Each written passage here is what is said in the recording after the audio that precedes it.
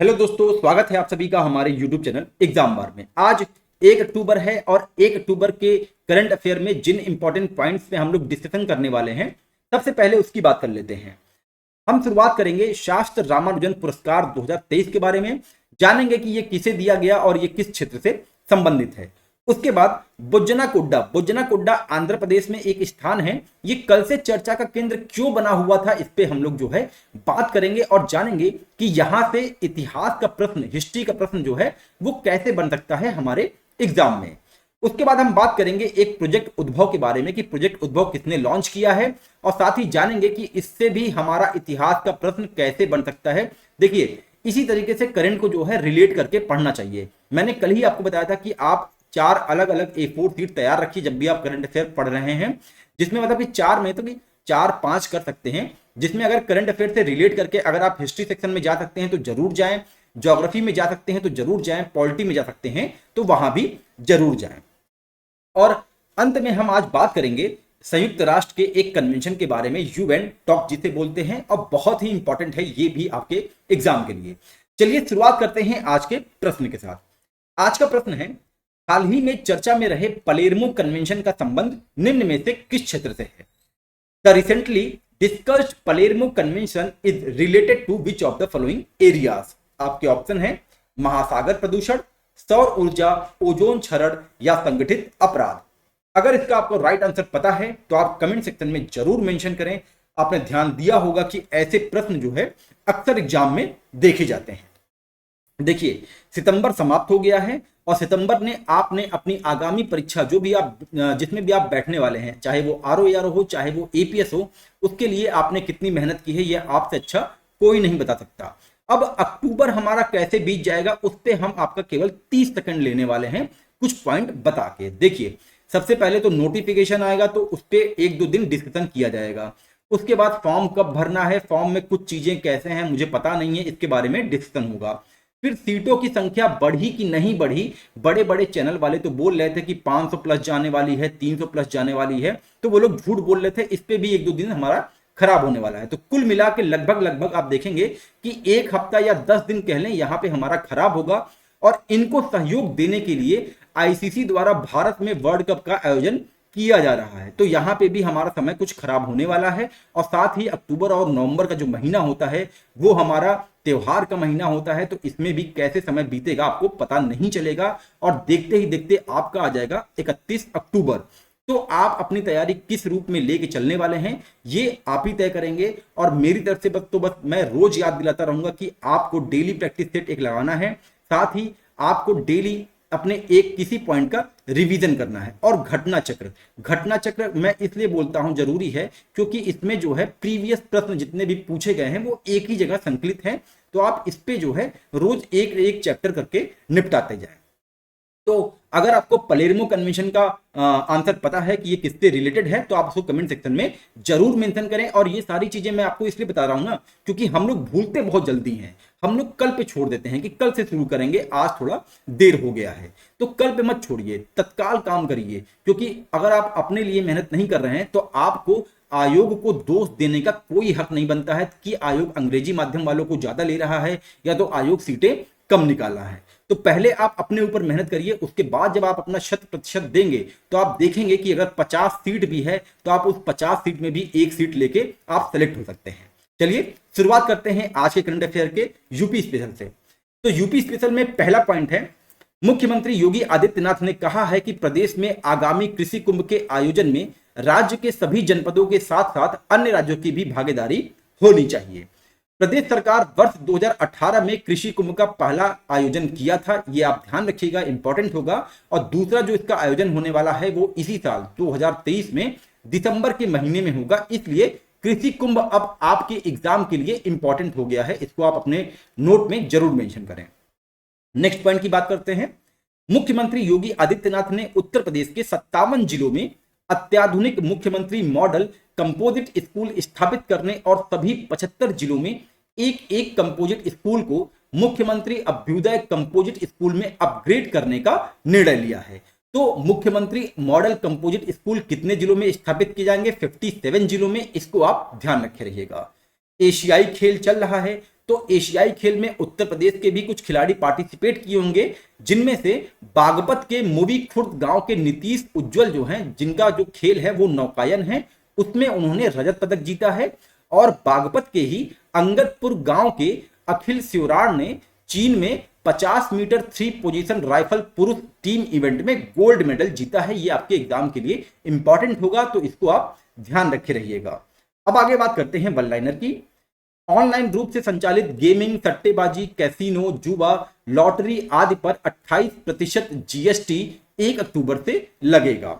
भारत 3 प्रमुख बंदरगाहों जो कि कांडला, पारादीप और तुतीकोरनी हैं, उनको जो है ग्रीन हाइड्रोजन हब के रूप में विकसित कर रहा है। तो ये 3 कौन कौन से हैं, इसको आपको अपने नोट पॉइंट पे जरूर मेंशन करना है।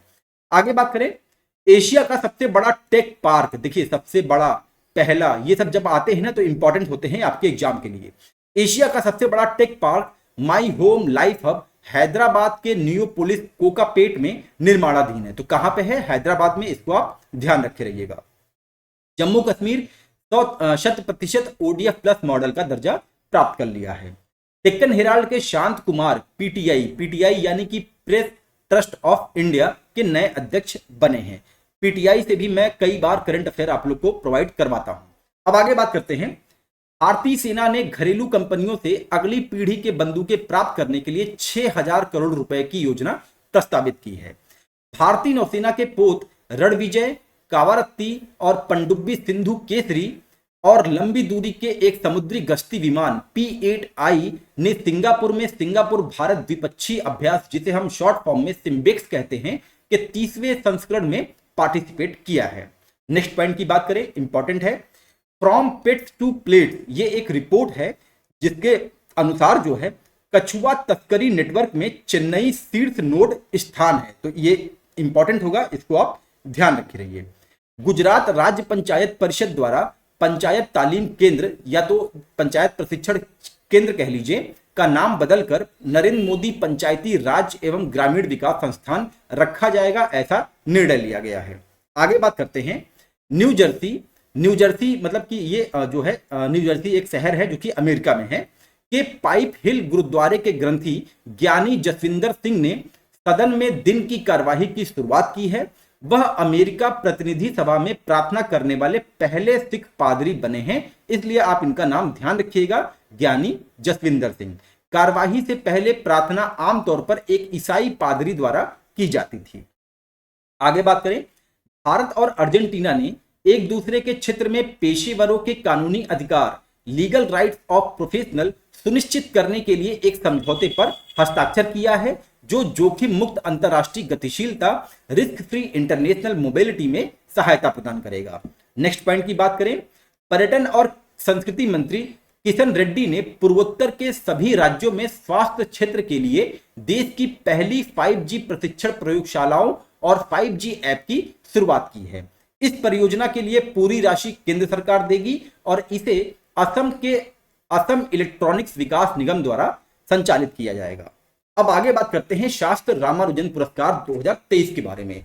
तो जैसा कि नाम से ही आप लोग को पता चल गया होगा कि ये किस क्षेत्र में दिया जाता है, तो ये गणित के क्षेत्र में दिया जाता है। और ये किसे दिया गया 2023 का, रूई सिकियांग झांग को, जो कि कैलिफोर्निया विश्वविद्यालय में गणित के प्रोफेसर थे। इनके जो है उत्कृष्ट गणित में उत्कृष्ट योगदान के लिए 2023 का शास्त्र रामानुजन पुरस्कार दिया गया। गणितज्ञ श्रीनिवास रामानुजन के गृह नगर कुंभाकोणम में शास्त्र विश्वविद्यालय में 20 दिसंबर और 22 दिसंबर के मध्य संख्या सिद्धांत में एक अंतरराष्ट्रीय सम्मेलन में 10,000 अमेरिकी डॉलर का वार्षिक नकद पुरस्कार इनको दिया जाएगा। अब आगे बात करते हैं बोज्जना कोडा के बारे में कि ये न्यूज में क्यों था। तो न्यूज ये है कि केंद्र सरकार ने हाल ही में बोज्जना कोडा में भूमि निर्माण और पर्यटक सुविधाओं के विकास के लिए 7.3 करोड़ रुपए मंजूर किए हैं, जो कि भारतीय पुरातत्व सर्वेक्षण के नियंत्रण में है। तो बोज्जना कोडा, अब इसके बारे में जानते हैं कि ये कहां पे है। ये आंध्र प्रदेश में है। आंध्र प्रदेश के अनाकापल्ली शहर से 3 किलोमीटर और विशाखापट्टनम से ये 40 किलोमीटर दूर स्थित है। और इस स्थल की खुदाई जो है वो वर्ष 1906 में अलेक्जेंडर रिम के तत्वाधान में की गई थी।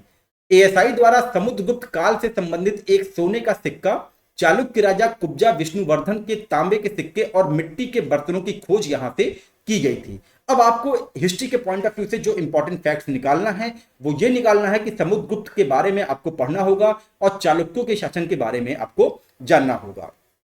आगे बात करते हैं। उज्जनाकोड्डा की विशेषता यह है कि यह बौद्ध धर्म के 3 चरणों हीनयान, महायान और वज्रयान। अब देखिए हीनयान महायान का नाम आ गया है तो आपको हीनयान और महायान जो कि बौद्ध धर्म से संबंधित है इसके बारे में अच्छे से आपको एक नोट बनाना चाहिए और एग्जाम में यहां से प्रश्न जो है बिल्कुल संभावित है। आगे बात करें। इस स्थल पर भगवान गणेश के सिर पर शंख पहने हुए काल भैरव की एक मूर्ति और एक बौद्ध भिक्षु हरती की मूर्ति भी मिली है। इसे मूल रूप से पहले मतलब कि इसे जो है पहले बुधनी कोडा यानी कि बुद्ध की पहाड़ी के नाम से जाना जाता था, लेकिन समय के साथ इसे बुज्जना कोडा का नाम दिया गया। अब आगे बात करते हैं प्रोजेक्ट उद्भव क्या है और ये किससे रिलेटेड है। भारतीय सेना ने United service institute of India के सहयोग से राजकौशल, युद्ध कला, कूटनीति और भव्य रणनीति के प्राचीन भारतीय ग्रंथों से प्राप्त राजकौशल और रणनीतिक विचारों की गहन भारतीय विरासत को फिर से खोजने के लिए प्रोजेक्ट उद्भव नाम का एक पहल शुरुआत किया है। तो प्रोजेक्ट उद्भव का संबंध किससे है? भारतीय सेना से है। और ये क्या करेगी? इसके तहत राजकौशल और रणनीतिक विचारों की गहन भारतीय विरासत का अध्ययन करने वाली है। यह स्वदेशी सैन्य प्रणालियों, ऐतिहासिक ग्रंथों, क्षेत्रीय ग्रंथों, राज्यों, विषयगत अध्ययन और जटिल कौटिल्य अध्ययन सहित व्यापक स्पेक्ट्रम पर केंद्रित है। अब आगे बात करते हैं। प्रोजेक्ट उद्भव का उद्देश्य न केवल इन व्याख्यानों को फिर से खोजने तक सीमित है, बल्कि एक स्वदेशी रणनीतिक शब्दावली विकसित करना भी है जो भारत की बहुआयामी दार्शनिक सांस्कृतिक टेपेस्ट्री में गहराई से निहित है।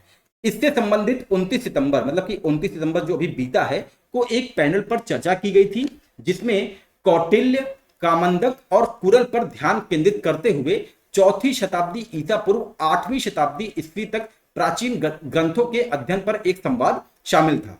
अब देखिए, प्रोजेक्ट उद्भव को लेकर कौटिल्य के बारे में चर्चा की गई, कामंदक के बारे में चर्चा की गई और कुरल के बारे में चर्चा की गई है। तो कुरल तो आप लोग को पता ही है कि ये एक तमिल का ग्रंथ है, तो इसकी रचना किसने की और ये किससे रिलेटेड है इसको आपको नोट करना होगा। कामंदक क्या है? कामंदक एक जो है संस्कृत का राज्य ग्रंथ है और ये किसके द्वारा रचा गया, इसको भी आपको अपने नोट पॉइंट में मेंशन करना चाहिए। और कौटिल्य के बारे में कौन नहीं जानता, इसको जो है कौटिल्य को विष्णुगुप्त के नाम से भी जाना जाता है और इन्होंने जो है नंद वंश को समाप्त करके चंद्रगुप्त मौर्य को शासक बनाया था। तो बहुत इंपॉर्टेंट है, चंद्रगुप्त मौर्य अब इंपॉर्टेंट हो चुके हैं आपके एग्जाम के लिए, तो उनसे रिलेटेड एक एक चीज जो है आपको पढ़ना चाहिए और रिवीजन करना चाहिए। साथ ही बता दें कि कौटिल्य जो है वो अर्थशास्त्र लिखे थे। अब अर्थशास्त्र का संबंध किस क्षेत्र से है, जो कि इनकी एक पुस्तक है, इसको भी आपको जानना चाहिए। और साथ ही एक सिद्धांत इन्होंने प्रतिपादक किया था जिसका नाम था शाप्तांग सिद्धांत। शाप्तांग सिद्धांत का प्रतिपादक कौन है? कौटिल्य है। और उस शाप्तांग सिद्धांत में जो 7 हमारे तत्व आते हैं वो कौन कौन से हैं, इसको भी आपको ध्यान देना चाहिए, इसका रिवीजन करना चाहिए। तो बहुत इंपॉर्टेंट सेक्शन है और इसी तरीके से करंट अफेयर के नोट भी बनाना चाहिए, मैं कई बार आप लोग से कहता हूं। चलिए आगे बात करते हैं united nation convention against transnational organized crime के बारे में, जिसे हम शॉर्ट फॉर्म में यूएन टॉक कहते हैं। तो न्यूज ये है कि केंद्रीय गृह राज्य मंत्री नित्यानंद राय 29 सितंबर 2023 को united nation convention against transnational organized crime सम्मेलन की 20वीं वर्षगांठ के अवसर पर इटली के पलेरुमो में आयोजित 2 दिवसीय सम्मेलन में शामिल हुए थे। अंतर्राष्ट्रीय संगठित अपराध के विरुद्ध संयुक्त राष्ट्र कन्वेंशन संगठित अपराध के खिलाफ लड़ाई में मुख्य अंतर्राष्ट्रीय साधन है। तो आज के प्रश्न पलेर्मो कन्वेंशन का संबंध किससे है? संगठित अपराध से है, इसको आप ध्यान रखे रहिएगा। ऑर्गेनाइज्ड क्राइम से इसका संबंध है, यही उसका आंसर होने वाला है, आंसर होगा। यह संयुक्त राष्ट्र प्रणाली के अंतर्गत एक महत्वपूर्ण अंतर्राष्ट्रीय संधि है। अब आगे हम बात करेंगे कि भारत इसमें शामिल कब से हुआ। तो ट्रांसनेशनल ऑर्गेनाइज्ड क्राइम के खिलाफ कन्वेंशन को पलेर्मो कन्वेंशन के रूप में भी जाना जाता है, क्योंकि इसे वर्ष 2002 में इटली के पलेर्मो में अपनाया गया था। भारत 12 दिसंबर 2002 को इसमें शामिल हुआ और यह कन्वेंशन 29 सितंबर 2003 को लागू हुआ था। भारत वर्ष 2011 में यूएन टॉक को अनुमोदित किया और ऐसा करने वाला चौथा दक्षिण एशियाई देश बन गया था। यूवेंटॉक के साथ सभी लेन देन के लिए नोडल एजेंसी जो है वो केंद्रीय जांच ब्यूरो यानी कि सीबीआई है। इसके कुल 147 देश हस्ताक्षर करता हैं। अब आगे हम बात करते हैं। अच्छा, ये मैप मैंने दे दिया था कि ये जो है यूवेंटॉक के ऑफिशियल वेबसाइट पे था, वहां से ये मैंने लिया है। तो इन्होंने बताया है कि ये जो हीरोइन होता है, जैसे कि जो संगठित अपराध होता है वो कई फील्ड में हो सकते हैं। जैसे आपका जो है मेडिकल के फील्ड में भी हो सकता है, टिम्बर के फील्ड में भी हो सकता है, गोल्ड के भी फील्ड में हो सकता है, हीरोइन हो गया, कोकीन हो गया, फायर आर्म्स हो गए, ये सारे फील्ड में हो सकते हैं। तो इसीलिए इसमें जो है 147 देश जो है हस्ताक्षर करता है और ये लोग इस पे जो है कंट्रोल करते हैं कि इसको हम कैसे रोक सकते हैं।